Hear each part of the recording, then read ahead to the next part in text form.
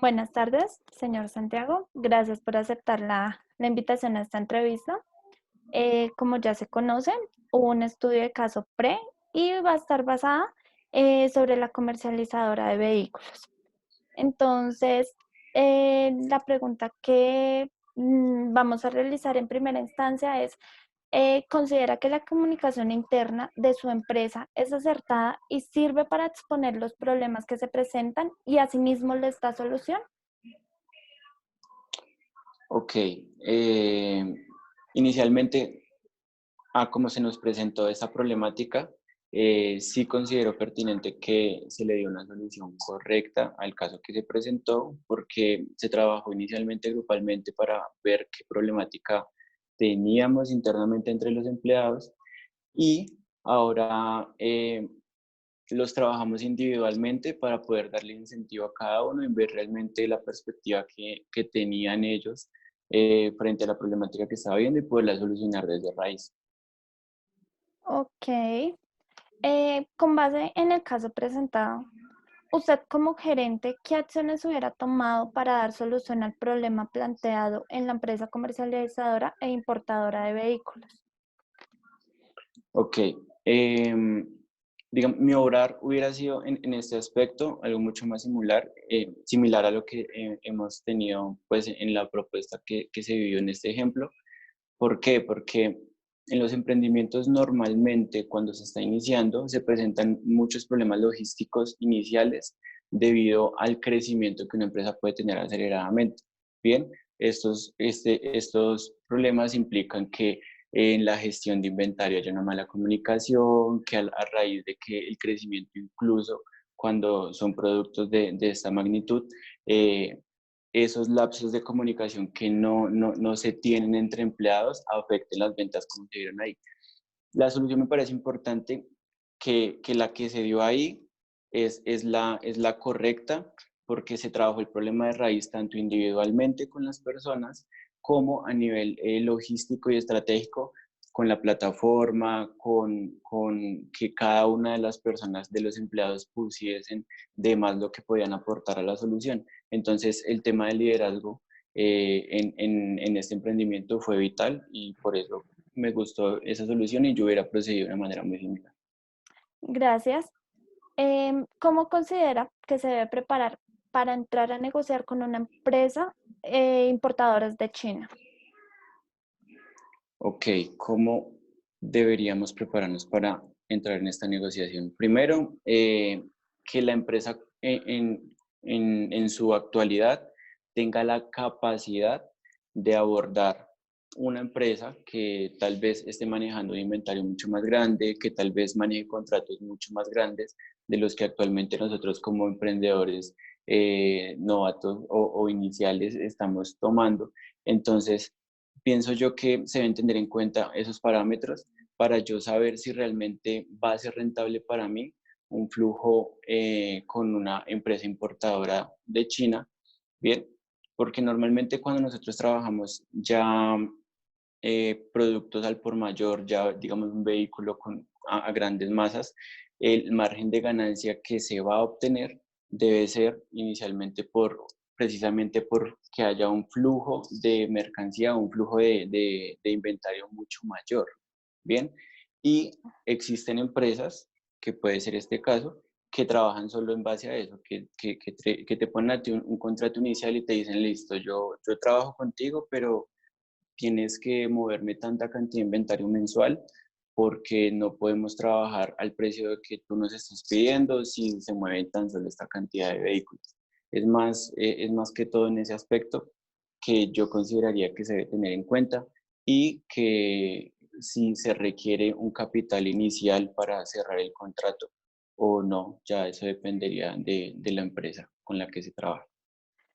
¿Cómo consideras los aspectos culturales que se deben tener? Pues sabemos que los empresarios chinos tienen ciertos requisitos y cierto régimen que ven directamente desde una persona y consideran si son saludables entrar a negociar con ellos. Entonces, tendría que ver, estudiar ese tema. Pienso que sí tendría que ver en algunos aspectos, estudiar ese tema. ¿Por qué?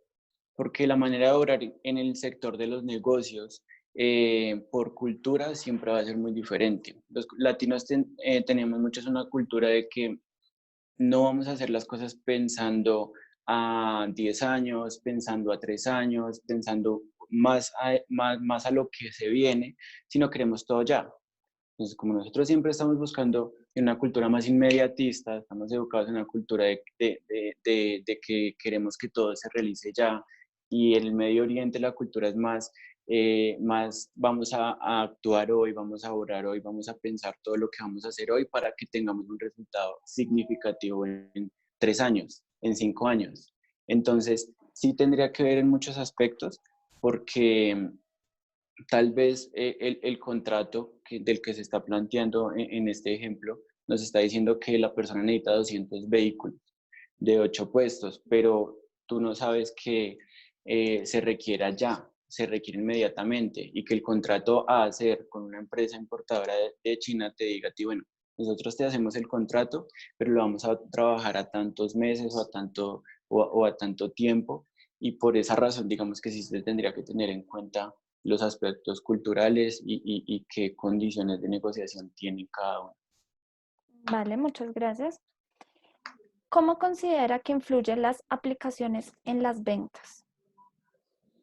En la actualidad, pienso que para el cliente es demasiado importante, porque nosotros tenemos la mayoría, esta nueva generación, tenemos una interacción y más con un móvil, más con un smartphone, mucho mayor. Entonces, estadísticamente, para nosotros los empresarios ya tenemos hoy certeza de que la mayoría de ventas que se están hoy realizando provienen de la interacción que tú tienes con un smartphone, de que, digamos, hablamos en este caso de una aplicación, que se facilite el contacto, que se facilite que tú tengas la dinámica de saber si realmente algo está disponible, si realmente de qué está hecho, cómo me puede a mí aportar beneficios el producto que se está vendiendo. Entonces siento que la aplicación es algo demasiado importante, es una de las cosas que más torna importancia en la actualidad.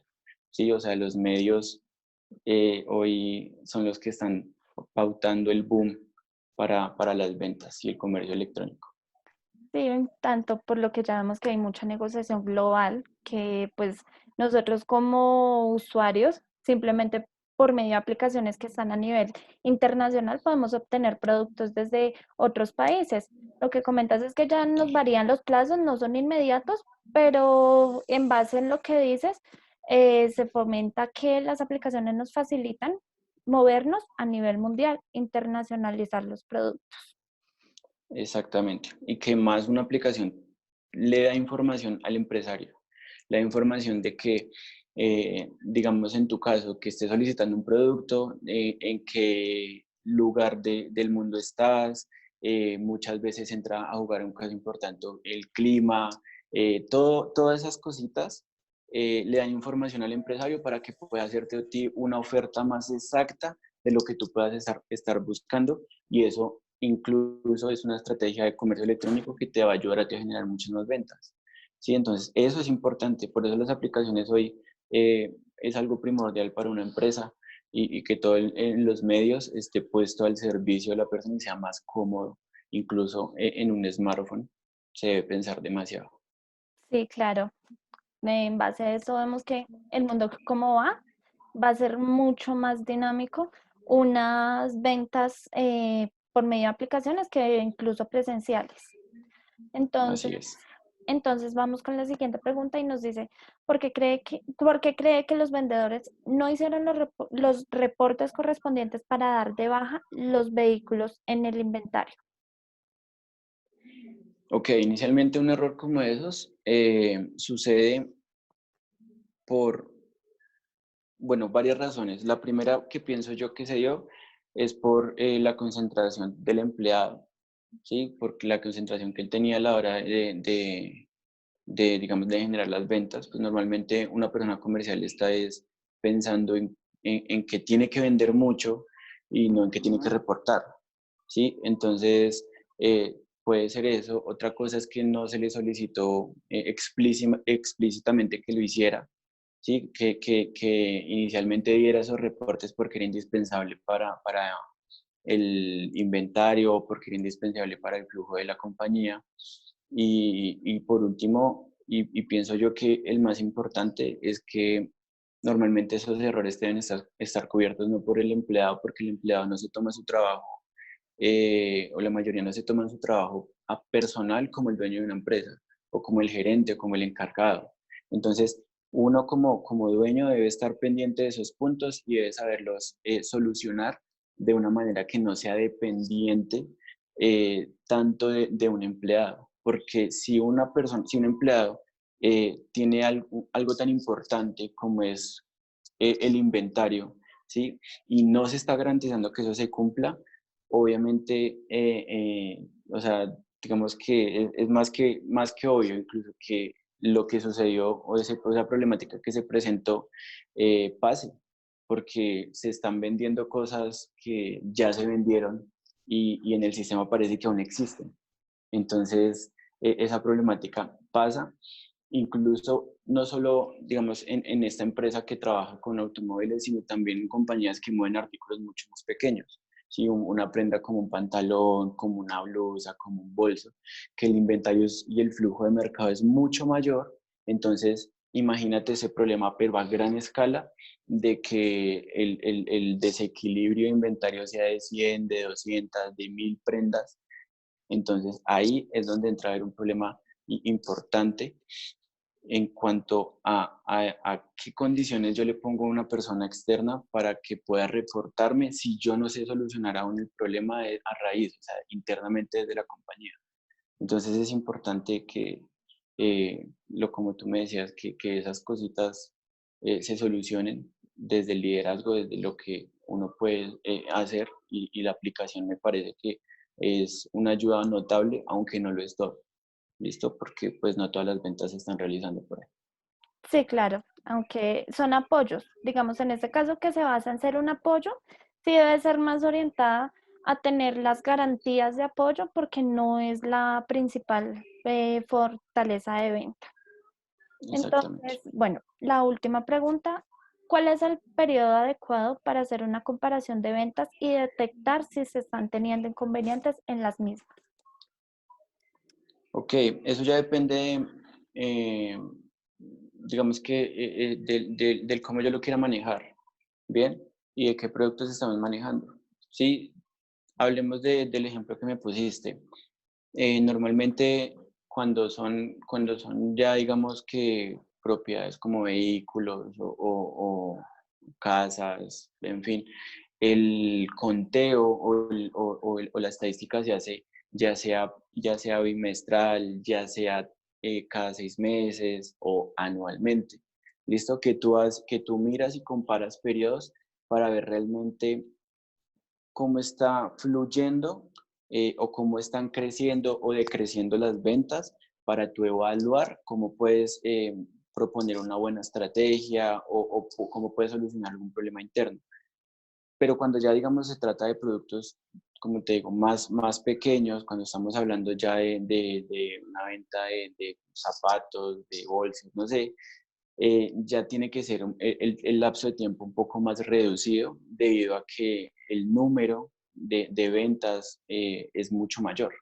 ¿Listo? Entonces tú ya lo haces mensual, ya lo haces quincenal o incluso semanalmente para que tú veas qué avances se han tenido, para que tú veas cómo puedes apoyar, qué estrategias puedes mandar. Digamos que ya depende de eso. Bueno, eso es todo.